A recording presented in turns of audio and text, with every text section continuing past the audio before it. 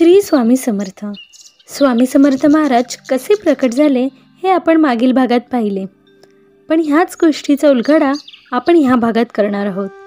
कोकणातील हरिभाऊ हे अक्कलकोटला आले होते आपल्या ऐहिक इच्छापूर्तीसाठी. तेव्हा ते काही दिवस तिथे वास्तव्याला होते आणि एक दिवस स्वामींनी त्यांना आपल्याजवळ बोलवले, मांडीवर घेतले आणि सांगितले की आजपासून तू माझा सूत झालास. सर्व घरदार सोडून दे आणि दर्या किनारी जाऊन माझी ध्वजा उभी कर. हे ऐकून हरिभाऊंना रडू कोसळले, कारण ते तिथे ऐहिक इच्छापूर्तीसाठी आले होते आणि महाराज तर सर्व सोडायला सांगत आहेत. हे पाहून त्यांना थोडं रडू कोसळलं. तेव्हा स्वामी त्याला म्हणाले, रडतोयस काय? माझे पोट बघ किती मोठं आहे, त्याच्यावरून हात फिरव बघू. आणि ज्यावेळी हरिभाऊंनी असे केले त्यांना ध्यान लागले आणि त्यामध्ये त्यांना आपले सगळे जन्म आठवू लागले आणि त्यातीलच त्यांना आपला एक जन्म आठवला, विजय सिंग. म्हणजे दुसरं तिसरं कोणी नाही, तर तो स्वामी सुतांचाच पूर्व अवतार होता. आणि त्यानंतर त्यांना या सर्व गोष्टीचा उलगडा झाला आणि या गोष्टीला स्वतः स्वामींनी मान्यता दिली आहे. स्वामी प्रकट दिनाचा उत्सव स्वामीसूत महाराजांनी सुरू केला आहे. ज्यावेळी स्वामीसूत महाराज हा उत्सव अक्कलकोटमध्ये करत होते तेव्हा भुजंगसारख्या भक्तांनी स्वामींना प्रश्न केला, स्वामीसूत महाराज हे काय करत आहेत? तेव्हा स्वामींनी छान असं उत्तर दिलं की माझं बाळ मी सदेह ज्या प्रकटलेल्या दिवसाचा उत्सव करत आहे. नानारेखी नावाचे अहमदनगरचे स्वामी भक्त होते. तेही स्वामीसूतांच्या सांगण्यावरून अक्कलकोटला आले होते, तर ते पिंगाला ज्योतिष विद्येत पारंगत होते. स्वामींनी त्यांना आज्ञा केली की माझी कुंडली बनव.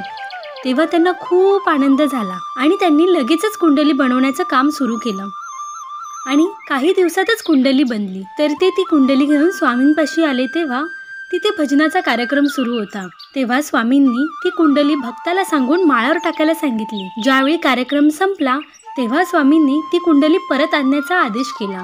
तेव्हा त्या कुंडलीवर हळद, कुंकू, अक्षता, तुळस, फुले वगैरे वाहून देवतांनी त्या कुंडलीची पूजा केली होती. आणि कुंडली पाहून स्वामींनी खूप खुश होऊन नानांचा उजवा हात आपल्या हातावर ठेवला. तेव्हा त्यांच्या हातावर विष्णुपद उमटलेली. स्वामींचे आत्मलिंगही त्यांच्या ह्यातीपर्यंत त्यांच्या हातावर तसेच होते. याचाच अर्थ असा की स्वामींनी वरील कुंडलीला म्हणजेच प्रत्यक्षरित्या स्वामीसूतांनी मांडलेल्या स्वामींच्या प्रकटण्यालाच मान्यता दिली आणि याचा प्रसाद म्हणून नानारेखींच्या हातावर विष्णुपद उमटलेली होती. आणि आजही स्वामींची कुंडली स्वामींच्या अहमदनगरच्या मठात आहे.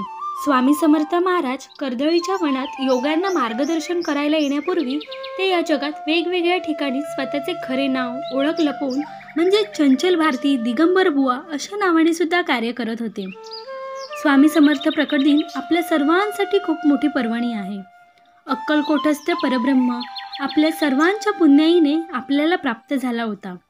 ह्या भूतलावर अवतीर्ण होऊन सर्व जगतावर अनंत उपकार करणाऱ्या परब्रह्माचा हा प्रकट दिन. हा महोत्सव कोट्यावधी स्वामी भक्तांना नव ऊर्जा, धैर्य, दिलासा, अगाध करुणा प्रदान करणारा आहे. इसवी सन 1149 ते 1878 हा स्वामींचा अवतार काळ मानला जातो. परंतु 1149 पूर्वी आणि 1878 नंतर ही दृश्य रूपात स्वामींची लीला चालूच होती आणि आजही चालू आहे. स्वामींच्या चरित्राचा शोध घेणे हे सूर्याला गवसणी घालण्या इतकेच महान कठीण कार्य आहे. तरी सुद्धा दयासागर स्वामींना शरण जाऊया. आपण स्वामींचा प्रकट दिन सोहळा श्री स्वामीसूत महाराजांच्या पुढील अभंगातून पाहूया. दत्त माझा अवतरला दीन भक्तांचा काजला, छेलीखेड्या ग्रामा माझी झाला अवतार हा सहजी. गोटी खेळण्याचा रंग तेव्हा मनी झालो दंग, तेथे होता विजय सिंग आता येते करू रंग. गजानना आनंदला पाहुणी त्या खेळाला, नाचताती चहू कोणी नुपुरे वाजती चरणी. गोटी गोटीचा हा वाद हरीचा हसण्याचा छंद, हसू लागे वक्रतुंड हलवणी प्रीती सोंड. विष्णू स्तंभी प्रकटले दत्त गोटी फोडून आले, माझ्या स्वामींची करणी कंप होत असे धरणी. गोटी विजयसिंग मारी दुसरी गोटी होय करी, गोटीचा हो पडला ढीग चकित झाला विजय सिंग. गोटी स्वामी माई झाली स्वामी हस्ती ती शोभली, गोट्या झाल्या रानोमाळ काय मोजेचा हा खेळ. एक प्रहर खेळ केला, स्वमर्थ दाखविली ती लीला, स्वामीसुत म्हणे झाला, अवतार भक्तांचा काजला. स्वामीसुतांच्या ह्या अभंगावरून स्वामी कसे प्रकट झाले हे आपल्याला समजते. स्वामी समर्थांच्या प्रकट दिनाविषयीचा हा उलगडा तुम्हाला कसा वाटला हे नक्की कमेंट करून कळवा. व्हिडिओला लाईक करा, शेअर करा आणि चॅनल सबस्क्राईब करा. धन्यवाद.